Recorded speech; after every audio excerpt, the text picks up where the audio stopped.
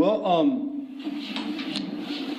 we're going to talk about leaving everything and following Jesus tonight. And this is I was telling Dad earlier, this is a challenging moment. We're in Luke 5, the end of Luke 5, and we're looking at Levi, who is Matthew, the author of the Gospel of Matthew, at his moment of being called by Jesus. And to set this up, I want to go back and just remind us where we are, because I know today it's one of those days when this narrative reminder is going to pay off powerfully. All right. Remember, this is Jesus in Luke 4. The Spirit of the Lord is upon me, because He has anointed me to proclaim good news to the poor. He has sent me to proclaim liberty to the captives, recovering of sight to the blind, to set at liberty those who are oppressed, to proclaim the year of the Lord's favor. All right. There's that image, that boy underwater about to catch that catfish with his hands. That's the image that Jesus gives to Simon Peter when He says, cast your nets deeper and get those deep down fish. And He says to Peter, do not be afraid. From now on you will be catching men. In that moment, Peter gets selfish. All of his guys do. They start overloading their boats. They have this moment of, oh my goodness, we just saw the divine God. We leveraged it to our own. And I had a really ugly thought this last week, but I'm going to share it with you, but not as like an argument or a teaching thought. I've thought about this overloading our boats in every context this last week. I've thought about it within the context of businesses, how a business will go in and overload its boats so that everybody else can't have any in their boat, right? You know what I'm saying? Even if their boats start to sink, they'll overload their boats. I've thought about churches. I've thought about the medical industry. There's so many different things I've thought about. I'm not, again, making any arguments. I'm just saying we all have those moments when we know God just blessed us with something, and then we got selfish and we overloaded and we made it all about getting. And are you hearing me? All about getting it. Not about bearing witness to His love and His mercy in our lives. And that's why Peter says, get away from me, I'm a great sinner. And Jesus does not disagree. He just says, don't be afraid. I'm going to make you a fisher of men. And when they had brought their boats to land, they left everything and followed Him.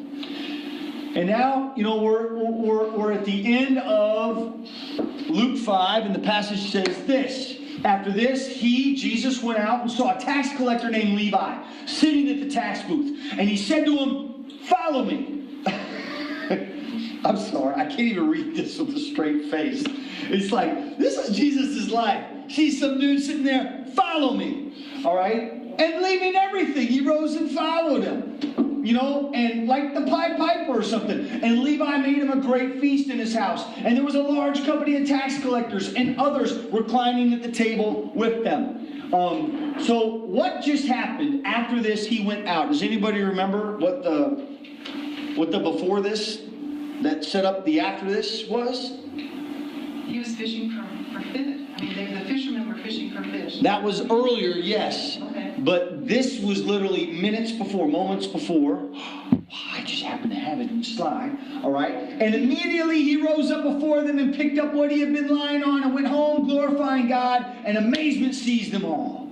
And they glorified God and were filled with awe, saying, we have seen extraordinary things today. What story is this? The guy who put to the roof.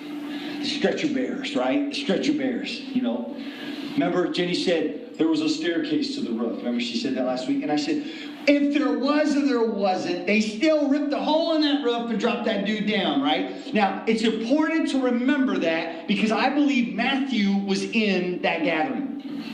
That he was in that gathering. And maybe he wasn't. Maybe Jesus came out and saw him in a tax booth. But there's a reason why I believe this. Or at least he heard about this or something. He knew who Jesus was. So I'm going to read it again. After this, he went out and saw a tax collector named Levi sitting at the tax booth. And he said to him, follow me. Man, I wouldn't be awful if we thought, what if Levi was like totally doing it? Diet Dr. Pepper here. But it was a tax thing, right? All right, they're healing guys inside. I'm going to position my tax booth right out here. I'm going to mad dog everybody as they come out. You better pay your taxes. You better pay your tax. What if he was doing? I don't know. We don't know. He said to him, follow me, and leaving everything, he rose and he followed him. First thing here. What is Levi's fixed action? Remember, the fixed action is the action that repeats and repeats and repeats in your your life. What's his fixed action? I remember in California, there were a lot of people that abandoned their boats in the bay. They went off to the gold fields to mine. So Levi went down, took down the sailcloth. He dyed it blue and made our jeans ever since for hundreds of years.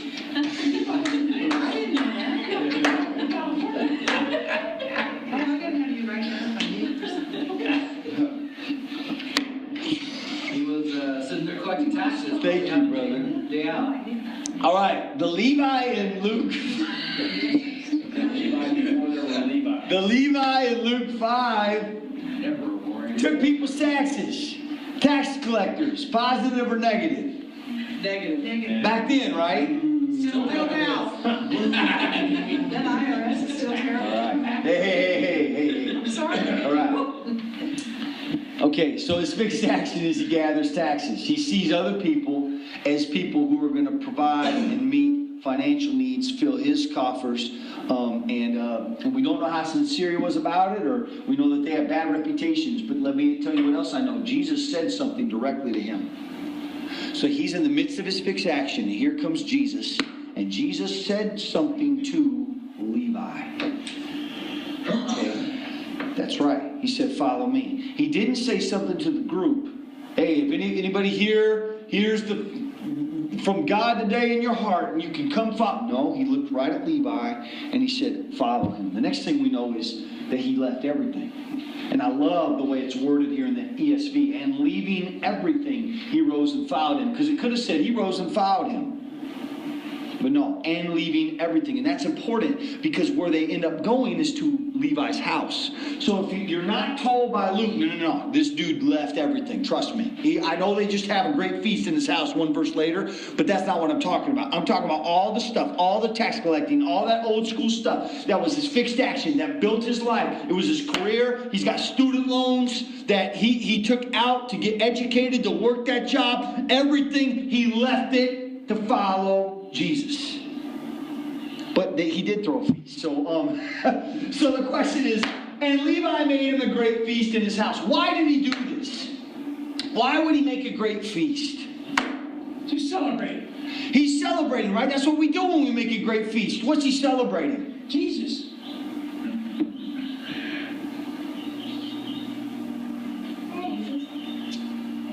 I think that's an easy answer, right? I agree, amen. I got two Jesuses, so that's got to be the right answer. But what about Jesus, Melina, would you say he's celebrating? Do you think he feels like he's doing something so different by leaving his career behind that he's like got wide open eyes?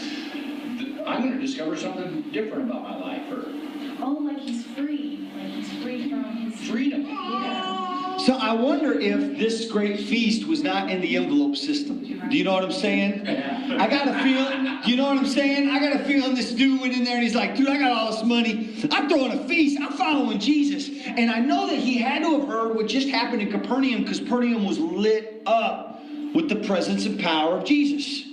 Remember that? Super exciting. So here's what's really cool, and this is why I think that he was in the room, or at least he knew what was going on with the stretcher bearers who brought that man to Jesus, because look what he does. There was a large company of tax collectors and others reclining at the table with them. He throws a great feast, and he grabs, quote unquote, the corner of a stretcher himself, and he brings all his people, his entire oikos, into Jesus' network.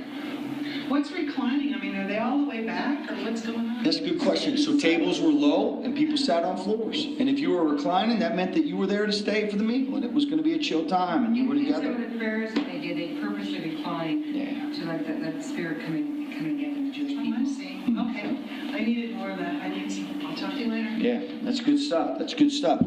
So to move on, the Pharisees and their scribes grumbled at Jesus' disciples, saying, why do you eat and drink with tax collectors and sinners?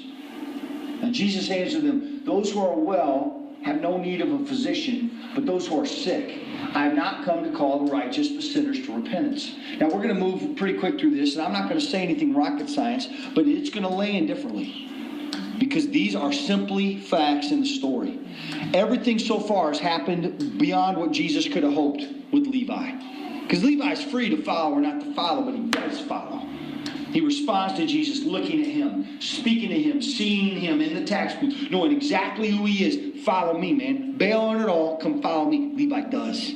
Leaves his career, follows Jesus, throws this huge feast, brings all of his buddies around. This is Jesus' like money moment. Like this is what he was designed for, man. He's never more happy than when he's with a whole bunch of stinking outside of the church, party goers, government officials, just people that are no. He loves this space, and the Pharisees try to put out that fire. First thing is they grumble. And the question is, why do they grumble? And it's easy to take people, well, they say why. Because he's eating with tax collectors and sinners. Usually when you grumble, it's not because of what you're grumbling about. It's because you got a deeper jacked up thing going on in your heart, man. And you need to own up to that. And we've all known each other 10 years now, many of us. Some not as long, but most of us we've heard each other grumble. You've heard me grumble. Well, I've heard you grumble. And I'm telling you what, a lot of the stuff that's been said out loud was never the issue. There was a deeper issue.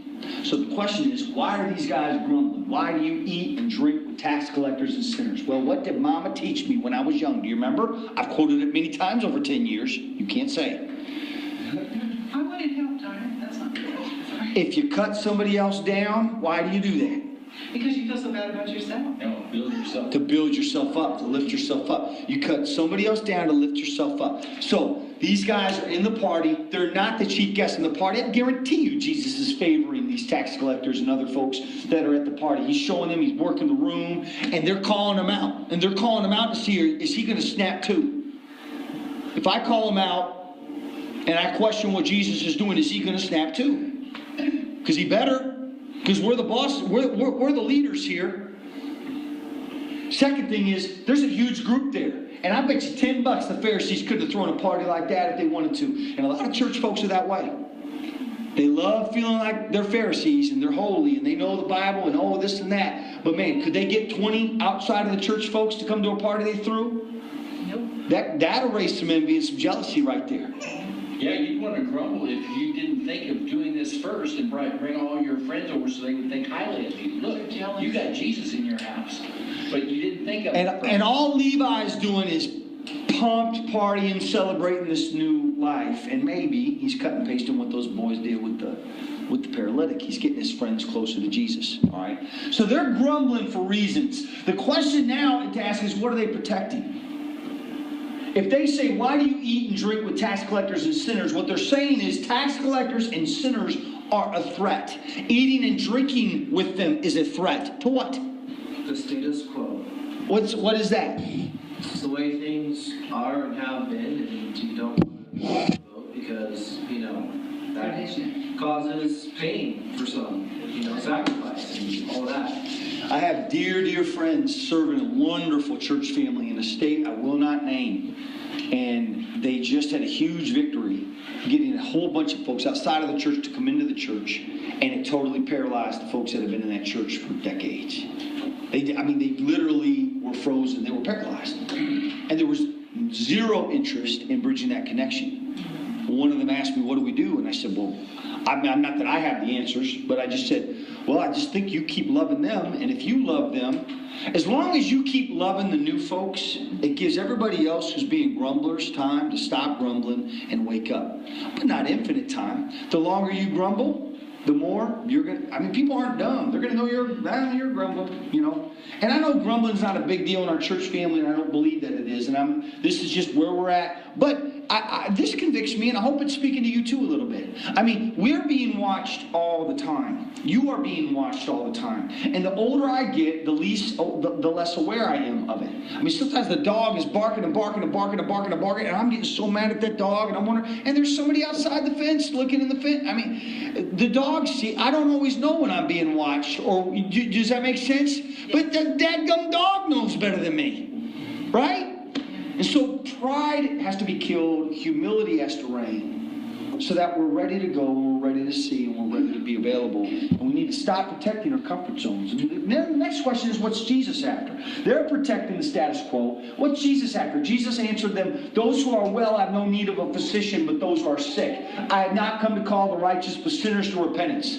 Who did he say in Luke 4:18? The PCBO. Who are they? Poor. See? See?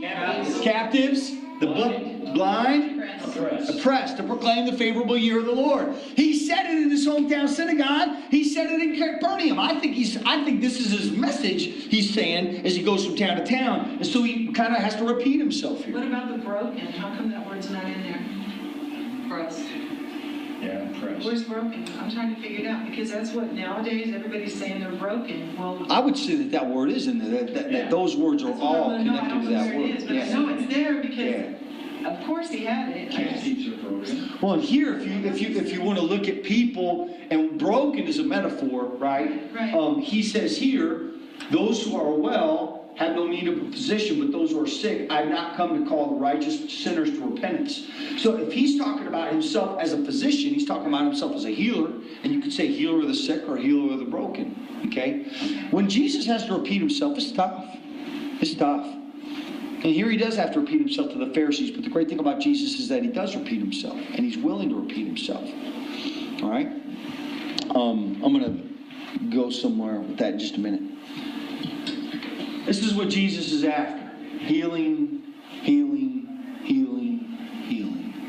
He's looking for sick, and he's wanting to bring healing. All right? And which community is Jesus calling? The broken one. I mean, think about that phrase. I have not come to call the righteous, but sinners to repentance. Now, I don't want to take this over literally, right? Because he could be speaking a language that the Pharisees understand. You view yourself as righteous. I did not come to call you. That's why none of my disciples are one of you. The closest one is Simon the Zealot. And he's not a Pharisee or a scribe or a priest. I came to call sinners, broken people, into the kingdom.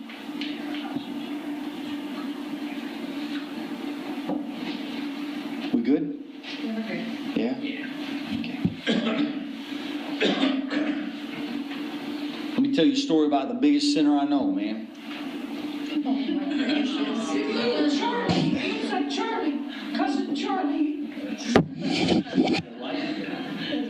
That's me. Yeah, I knew it was him. Yeah, it's me. There's a family resemblance. It was just like my son Paul. I'm supposed to repeat my story tonight, and been praying about this a ton, so I'm going to do that.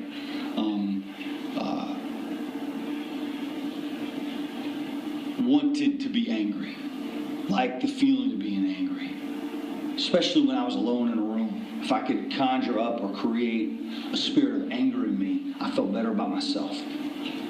Anybody that ever messed with me, I would fantasize about what I would do to them.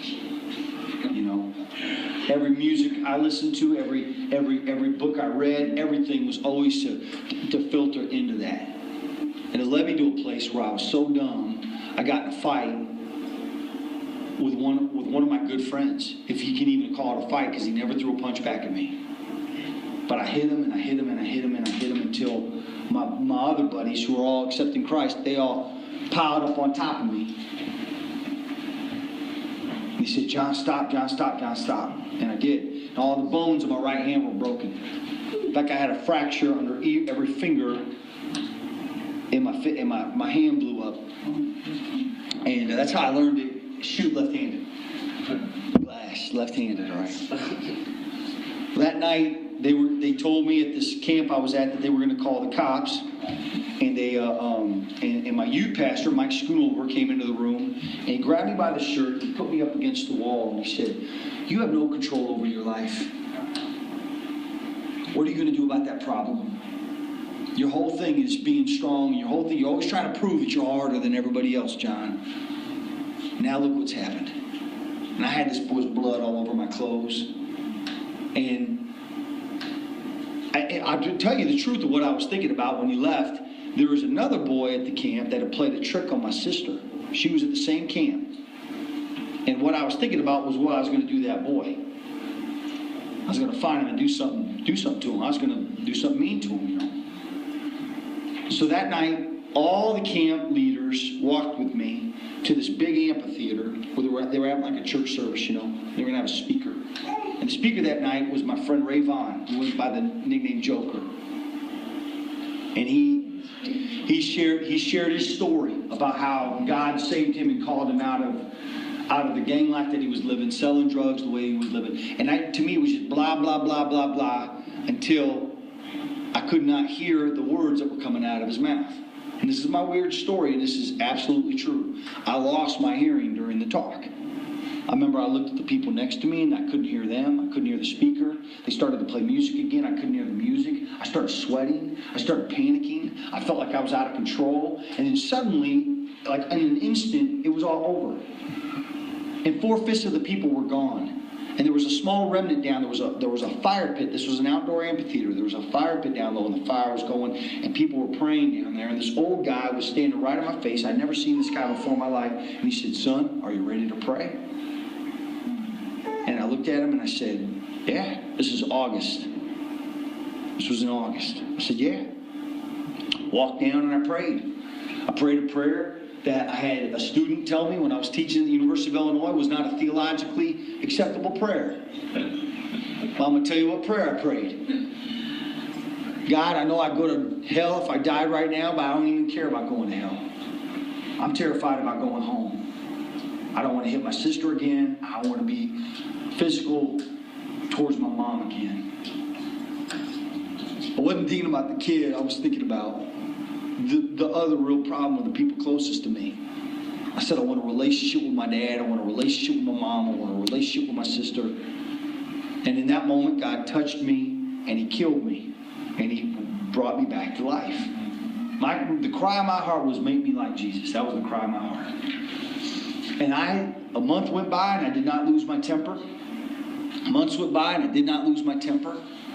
I never got in another fight again through high school, all the way into college. I did get in a wrestling match with this guy at my dorm at one time, and he sleeper. He was a big dude, and he sleeper held me, and he had me. He had me, and I started to go. You can pass out, and I started flipping out.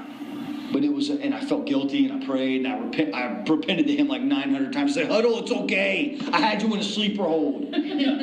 So it was a fight or flight response, But what was awesome was I was not at peace with that response. I wanted, even in my weakest moment, to be free from that kind of response. Well, flash forward to September 12th, 1995. I'm a junior at the University of Illinois. And I just decided I could not be a journalism major anymore.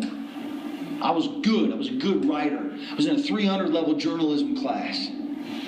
And I got in this class, this was 2 weeks before, Professor Littlewood. I've told you this story before, but I know I'm supposed to tell the story again.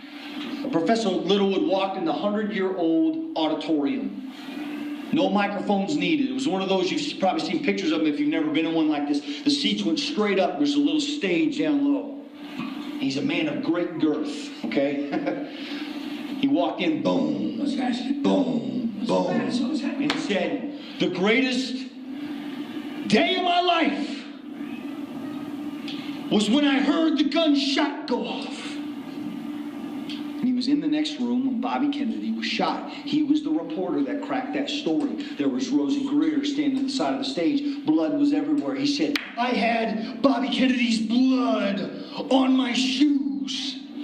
And his argument, his sell to me was, that's the way you've got to be in journalism. Your colleague on your right and on your left, you may work for him for 10 years. They're your enemy. You've got to go for yourself. You've got to seek the truth and tear anybody out of the way that's going to hold you back from the truth. And I remember hearing him give that incredible opening word and just thought, yep, not going to do that. Not interested in that. Don't want to do that with my life. Felt like I was going to throw up. And didn't know what to do because I had been seeking what I wanted for so long. Well, 2 weeks later, it's September. I'm living in the dorm. My roommate has the stomach flu, and he has to go back to Chicago. So I've got this dorm room to myself. And I kept praying and praying and praying, and I couldn't sleep through the night. And then finally I said, "Everything all right?"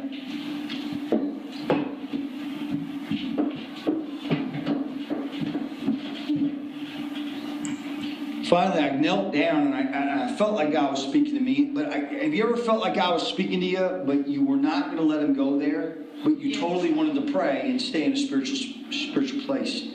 That's where I was for 2 weeks. It was a Tuesday night. And I knelt down and I finally just broke and I just looked, God, whatever you're calling me to do, I'll do it. And that was a cop-out prayer. Because I knew what he was calling me to do. So I prayed for a little while and I said, look, God, if you're calling me to be a pastor, I'll do it. I'll do it. You look more like a rolling stone up there. Let me finish my story, bud. Okay. Thanks, man. And it was like in that moment, not a time for jokes. This is probably the deepest story of my life. This is the biggest moment of my life. It was like God physically picked me up in his hands and laid me down on the dorm room bed. Now, in that moment, he saw me in the tax booth and he had said to me, follow me. Not pray this prayer and you'll go to heaven. And I'm going to get in your face a little bit right now. Not you're all my family, but you know what I'm talking about. Go through these 4 steps and you're a Christian. It wasn't that simple for me. In fact, I don't believe it's that simple, frankly. How can you say you believe in something and you won't even give your life to it? I'm not talking about a part of your life, your life. And I got friends, I've had friends, they've been in this church who've said to me I'm crazy because I expect it from everybody. But I expect it from everybody. Jesus is worth it for everybody. For them to see him and to see his face and to say, you get my whole life.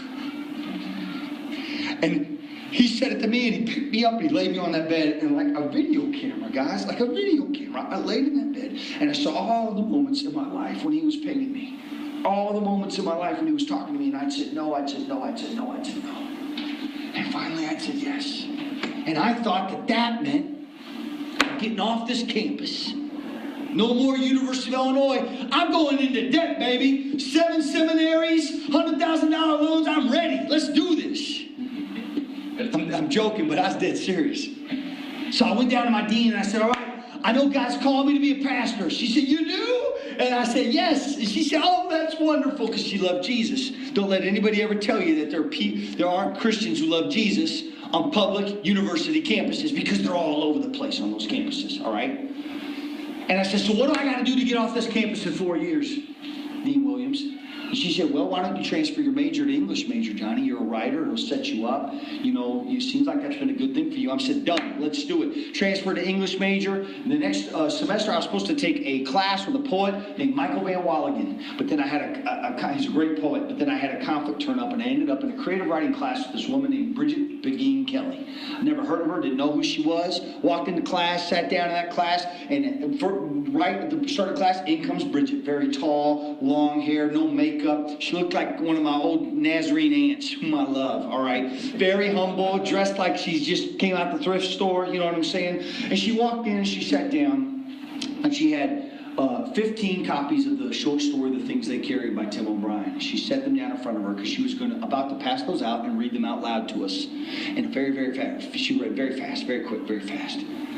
But before she did, she said, before I read the story today, your first assignment is you must tell the story of the most frightening moment in your life. And it has to be true. I know this is a fiction class, and many of you want to write fiction, but you will not for your first story. It has to be the moment you are most afraid, not second, not third. And I will know if you do not write of that moment, and you will fail this class. And she said, once I get your story, I will write comments on it, and each of us will have a one-on-one conference to gauge how serious you are about really writing. And she had me, dude. I was pinned to the wall. And you better believe it, man. I wrote that whole story. I stayed up all night writing that whole story. I remember I was drinking that hot apple cider that's pure sugar, but it tastes so good. You know what I'm talking about? My mom would get those for me. And I had a little microwave in my room that my roommate Moose had brought, and I put a mug in there, and I go down, I sit down at my little Apple IIc computer that my dad had got me, and I hammer that thing out, and remember those? And I would print it out and tear off the edges and take it down to Bridget, and man, it got to the point where every morning, I was outside of her office by 7 a.m. if I didn't have a class. And it'd be pitch dark in this 100-year-old English building. Then I'd hear her fast little feet coming down the hallway. And she'd come in, and she'd sit down, and she would take my work, and I would show her the revisions, and then she would gut me. I mean, she would just punish me. She did not hold back. She would tell me what was junk, what was sentimental, what was coming out of this phony Christianese, and I needed to say things in the right way. Why? Because she lived in a silent convent for 2 years and left the convent because God called her to have a family. This woman loved Jesus. She loved Jesus. She was a finalist for the Pulitzer Prize last year. And, you know, she died in October. I've shared that with you. Passed away in October. And this one day I was in her office. And this is the end of the story. Thank you for listening so closely. And she took a phone call, very small office space, and she put her hand up. I said, no problem. She turned, and she took the call, and she turned back, and she said, tears rolling down her face, she says, I have to tell you the story. And I said, okay. She says, no. God is telling me that I'm supposed to tell you this story. And I said, tell me the story. And she said, that was my best friend. She lives in Colorado. She just called me from an emergency room. Well, in Colorado, there's an interstate that goes straight through the state. It's Interstate 70, okay? Now, if you go through Interstate 70 and you hit Denver, there's like a smiley face highway called 186 that goes from Denver to Glenwood Springs, I believe it is, all right? And that's where all the big-time ski resorts are. Well, it's a rite of passage for high schoolers in Colorado. That probably sounds so cheesy saying it that way, but you know, it's a rite of passage for high school students in Colorado to where they get to the place where their parents allow them to go to the ski resort and meet up with their friends by themselves. All right. Now, Bridget's best friend's 17-year-old daughter had done it numerous times and had her driver's license, but it was the first time the 14-year-old little sister got to go with her, and they did go. And it was like a 10-degree day, which means that the snow was super powdery, which is great for snow skiing and snowboarding if you're not a snow skier or snowboarder. And they were out there all day, and they were friends, and it was fun, and just like it was life, you know. And then at the end of the day, have you ever spent an entire day out in 10-degree weather playing in the snow? Your face is numb, your hands are numb, your feet are numb. But when you get in that car to drive home, and that heater starts kicking in, it's like you're in an amnion or something, man. You're in this cocoon and you're warm and safe, and little high school music, playing, and you just, and you're talking about boys, or you're talking about school or the future, whatever they're talking about. And they're driving down a mountain road, and it's pitch black outside, and they hit black ice. Now, black ice is the ice that lays on the road that the wind has blown down, so it's so slippery. It's more slippery than water-covered marble, all right? These girls hit that black ice, and they go BAM! Through the road divider, straight down a cliff into a river. That car strikes that river, and the car begins to go under the water, and the 17-year-old has the presence of mind to unbuckle herself as the car is filling with water, and she turns and she unbuckles the 14-year-old. And believe it or not, they work a door open after the car is submerged, and they're sputtering on a riverbank. Now, if you've never swam in water that cold, when you do, you lose your hearing. You cannot hear it. And they lost their hearing. And the 17-year-old looked over at the 14-year-old at one point, and whether it was a motherly instinct or whatever it was, she just put her hands out and touched her ears. And as she touched the 14-year-old's ears, they're freezing to death right then in that moment, guys. In the middle of the night in Colorado, at a mile, probably 7,000 feet elevation, they're freezing to death. But after a while, the ears began to warm up, and the girl could hear a voice, the 14-year-old. And the voice was coming from above, like it was coming through the trees up the cliff, and it was saying, "Undress! Undress!" Howling down the mountain, right? Well, the 14-year-old kind of got hip to the game, and she put her ears over her hands over her sister's ears and began to warm up her ears. She heard the voice too, and I'm not making this up, man. They heard the voice yelling undress, and then boom, this column of light came down the cliff from above and encircled the two girls. And they're warming each other's ears, and then finally they begin to take off the freezing cold, ice-drenched clothes that they're wearing. The heavy coats and the sweaters and the fleeces, until they're down to basically practically nothing, and the voice says something else. Hold on to each other. Now hold on to each other. And they do. They hold on to each other, and they're hitting each other, and they're working each other's arms. And what had happened was this: an 18-wheel, long-haul trucker who'd driven that road many times, and many details in the middle of the night had flashed past his windshield. But buddy, he caught that median was broken. And he pulled over, and he looked down, and he found them with his halogen search lamp. And that was the light encircling them. And he was there with the mother when Bridget took the phone call in the ER. He saved those girls' lives. And Bridget said to me, John, why am I telling you this story? And I said, Dave, you're supposed to know why you're telling me the story. But this is what I believe. Well, I believe many things about the story, but here's one thing I believe, that that's an awesome picture of the church. See, we've talked about this. I think this is next. Yeah, it is. Good. We've talked about this many times, all right? Here's the God, the world, and the church, okay? God, the world, and the church. And I know that God covers everything, but you hear what I'm saying? There are aspects and expressions of the church where God is not being honored as Lord. That's usually where legalism raises its head. There are aspects of people out there. Today, more people in the world are aware of justice and injustice and needing to help the innocent than I think they've ever been in history. But they don't necessarily know how to mobilize, how to organize, or what grace does to the human heart. And so a lot of times what will come out of this love is anger and violence and fear and despair. And so that overlap has got good things in it, but it's got some tough things in it too. And then you got this God-church overlap where the world's not present, but the church is in their little bubble, and they're singing their songs and speaking their words. And if the world came into the church, they'd be terrified that they were coming in to take their space. Pharisees at Levi's house. You follow me? The Pharisees at Levi's house. That is where we're called to be, and that's where that trucker was. See, in the world, people are standing next to rivers freezing to death every day. And they need to be told what to do. And in the church, sometimes it's us that are freezing to death. And we need to cling to one another and not hole up and die in isolation. I mean, it speaks into so many ways. Take a look at this with me real quick right now.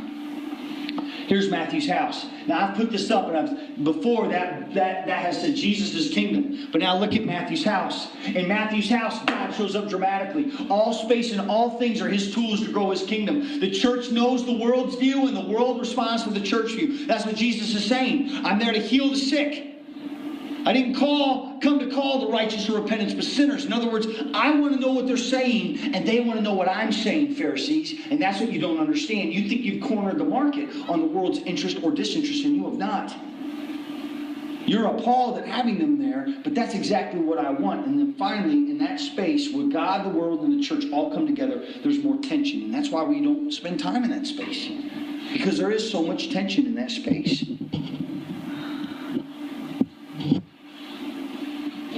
In John 16, Jesus answers his disciples and says, do you now believe? Behold, the hour is coming, and indeed it is come, when you will be scattered, each to his own home, and will leave me alone. Yet I am not alone, for the Father is with me. I have said these things to you, that in me you may have peace. In the world you have tribulation, but take heart. I have overcome the world. If I get through this teaching, it's going to break me, man. What are they going to do? Scatter. They're going to scatter. What's Jesus going to do? He's going to stretch out his arms and be nailed to a tree. Where's the Father going to be? With Jesus. And let me tell you, if those three circles were back up there, the Roman government's there, the temple culture's there. The poor, the rich are there. That is the God, world, church overlap right there. And that's where the cross is established. And Jesus said, if I'll be lifted up, I'll draw all men to me. That's the space he was dying to get into. And yet it was the most tense and most intense moment, and the most intense space he could be in. There was an earthquake that came. There was an earthquake. Yes, there was. But he says this not to shame these guys. Look, man. Everybody's going to bail. Y'all are going to run home. I'm going to be left alone. But I'm okay because the Father's with me. I have said these things to you not to crush your heart, but I've said these things to you that in me you may have peace. In the world you have tribulation. Take heart, I have overcome the world. He knows that in just a few moments, he's going to be the crucified Christ. And the mega leader, awesome rabbi, healing lepers, touching the blind, setting free the oppressed, is going to be stretched out in a loincloth on a rugged cross. And he's not going to look that impressive. That's going to lead to two men walking down Emmaus Road, walking that 7-mile walk back home, thinking, man, it's all over now. We thought this guy was the Messiah. Because that's how we are. We don't see opportunities when we're at our weakest, our most tired, and our most broken. That's actually not our failure. That's not us not measuring up. That's what Jesus was, is he was pressing towards the cross, man. And yet he still went in. He turned right into it. So another model that you're familiar with. This is Matthew, sitting in the dadgum tax booth watching Jesus rock the world. Okay? What happens? He follows Jesus. And that starts a new tension in his life. Matthew's moving action. He's with Jesus. He writes the Sermon on the Mount. He changes the world. You know, those tax collectors could walk through your house with a little shorthand, and they could have everything that you own tallied up in seconds. Now he's using that shorthand the way Oswald Chambers' wife, who was second in line to the Prime Minister's stenographer, how she used shorthand, which was to write down all of her husband's sermons as he preached to thousands and thousands of soldiers as a chaplain during World War I in Egypt. And now we have all those writings to this day. There's tension that lines up, but the tension in Matthew's life, the more intense it gets, it mirrors the deep meaning in his life. And the meaning gets deeper and deeper. The temple in Jerusalem got cracked by a thunderbolt. It came down and got bam. And the Romans saw it. They thought they knew something different happened. Well, in Matthew's life, many things could potentially keep him on this journey. In his own 12 disciples, he sees betrayal of Jesus. Many times they're confused by what Jesus is saying. They don't understand what he's saying when he says, you must eat of my flesh and drink of my blood. They say that openly earlier in John. There's pride. Who's the greatest? And then there's crucifixion itself, which is a stumbling block for many, Paul says. But for us, it's life and salvation. And there's spiritual symptoms that rise out of this. Fear, isolation, rejection from community. And all that stuff comes from the world. This is the stuff that Jesus is saying. I mean, today is Palm Sunday, right? And it's all in style on Palm Sunday for everybody to show up in the streets and to wave palms and to celebrate Jesus. You know, here he comes, you know. But in just a few minutes, he's going to be left alone. That's what he's saying in John 16, at the end of that. That's what he's saying. And there are reasons why he's left alone. But look what happens. The action steps that Matthew takes. I know this is a little dark, but we're going to go ahead and work through this. Jesus sees you, number one. Jesus speaks to you. You leave everything. You rise. And you follow him. So let me kind of put this to you real quick, okay? First off, Jesus sees you right now more clearly than he has ever seen you in your life. He sees you right now more clearly than he has ever seen you in your life. When Jesus' vision increases, no, I'm really talking about your perception of Jesus' vision. And you just need to let him see you. Let him see you. Let him see you standing on the riverbank freezing. Let him see you as somebody who was supposed to go left, and instead they went right. I don't know what the choices are, what the things that keep you back from embracing your calling. But the second thing is, know that he's speaking to you. He's asking you to come follow him. I'm going to get worse and worse about this the older I get, and I know it. And I'm already praying that I don't get hard, but like I stay compassionate. And let me tell you what I'm going to get worse about. Guys, I believe every single one of us should be a poured out drink offering to God, and that every aspect of our lives should be in his hand. Not just the clergy, not just folks that are going to seminary or doing NBC online. Every one of us, from the moment we rise to the moment we go to bed, need to be surrendering our entire lives to the dream that is Jesus' kingdom. But that's not going to happen until we listen to him speak and say, come follow me, and we're like, I'm all in. You can say, well, what does that mean, Johnny? I didn't know what it meant when I was on September 12, 1995, when I was in my dorm room. I said, I think you're calling me to be a pastor. If you're calling me to be a pastor, I say yes to that. In my mind, I probably thought I knew what that meant. But the result of me meeting Bridget was I didn't apply to any seminary straight out of undergrad. I instead applied to creative writing programs. And I got into the second-rate creative writing program in the country. I didn't earn that or deserve that, but I did. And that's not me being falsely humble. I'm telling you guys, I didn't earn it or deserve it. I mean, my senior year, I won the Kirker Quinn Award for Fiction at the University of Illinois. Why? It was only to get me into daggum grad school. Because God knew if he got me into grad school that I would teach in grad school, which I did teach. First, I taught kids at Sharpstown Middle School, and then I taught college classes. Then he knew I'd finish grad school and get a teaching job back at the University of Illinois. And then back at the University of Illinois, I'd start teaching. I'd start growing up and stop making idiotic choices in life, which I was making a ton of them at that time.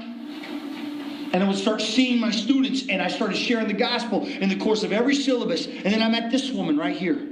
My best friend and my soulmate, most awesome person I've ever gotten to meet and be in a relationship with in my life. All of that did not come from me being awesome. It came from me saying yes. And that's why Luke is saying, look, man, when he gets up and he follows Jesus, he leaves everything. You need to understand that, reader. These guys were done. He never took in another shilling for a tax for the rest of his life. It was done. And it was for me too. And you watch that Jesus film that the Barnett family put together, that miniseries, and all those guys are walking around in bathrobes through all those episodes. It's like, where are they going and what are they doing? I get that feeling sometimes when I'm reading the Gospels. Where are they going and what are they doing? But what I've learned is that actually as somebody who follows Jesus, you will work harder, you will be smarter, you will work with more power than anybody else sucking wind, and you will make more of an impact than you can possibly imagine if you trust your entire life into his hands. Here's the impact. You would change the world. You will be transformed. You will experience freedom. Now let's break that down in Matthew's world.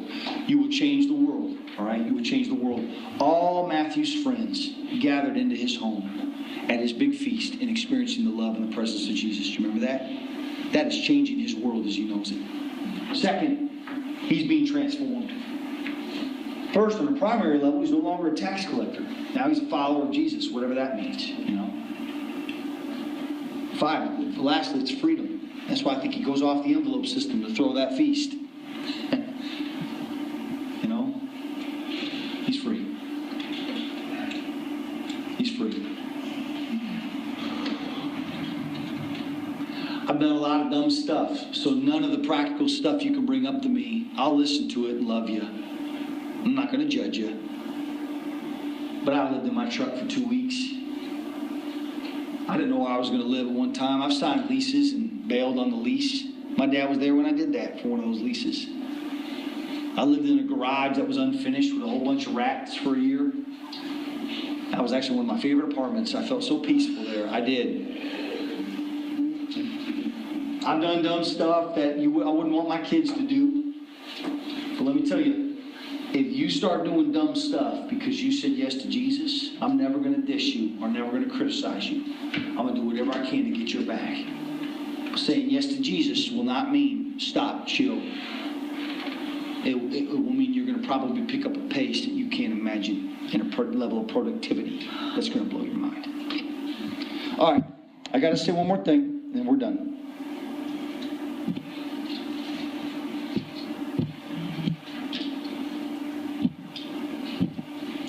I'm sorry.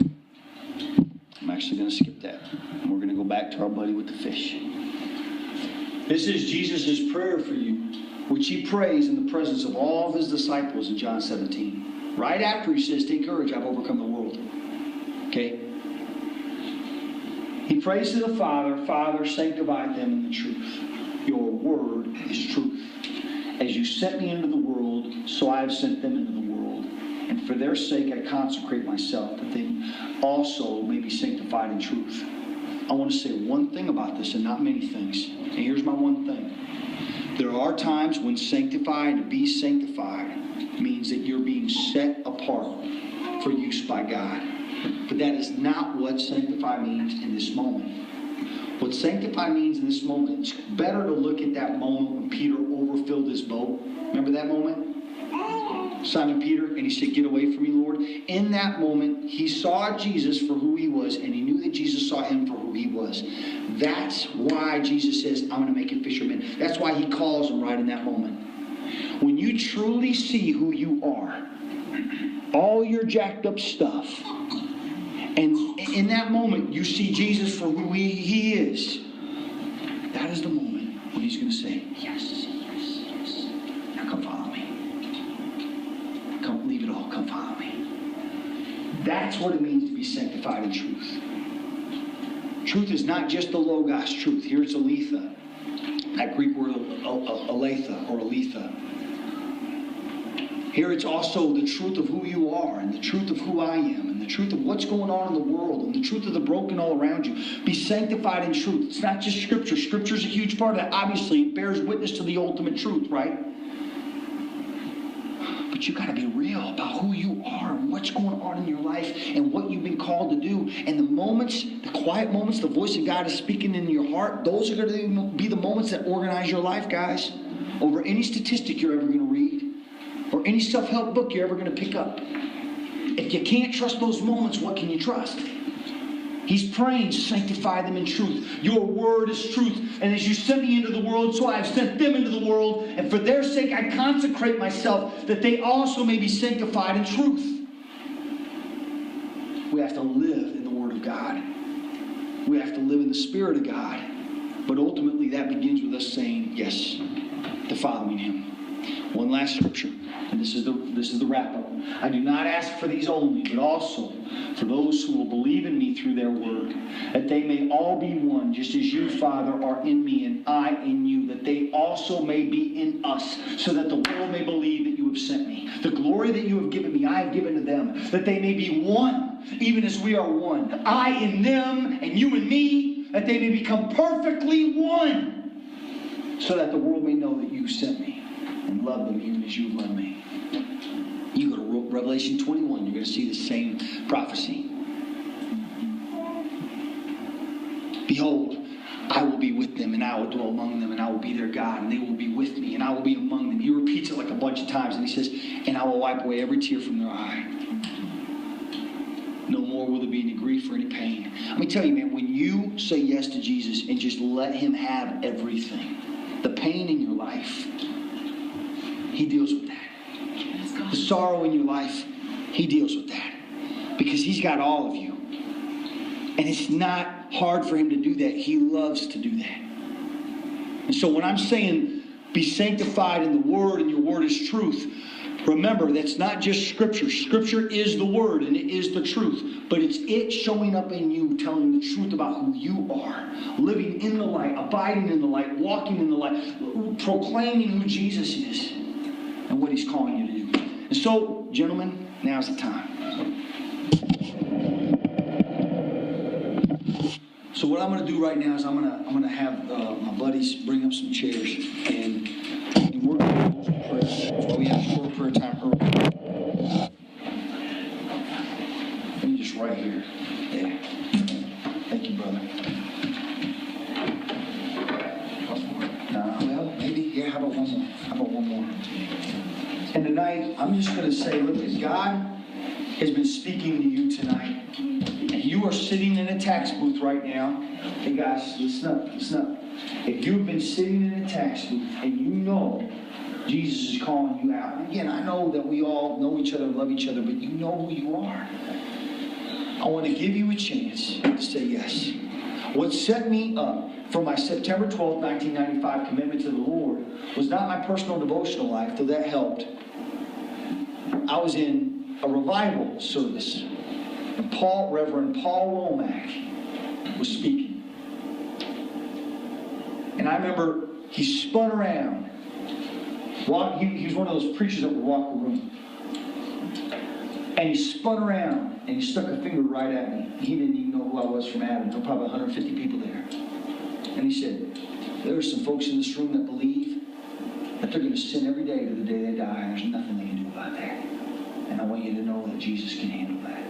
And then he turned around and walked up the steps, and I just had bullet holes all in me, man. He was talking to me. And he did an altar call at the end of that gathering, and I went down and I prayed. Had I been to altars before? You better believe I had. I've been to an altar with Reverend Earl Lee was preaching once. I went to the altar when he was preaching. Great man of God. Preached a message called I Wouldn't Take Nothing for My Journey Now. And I had no journey.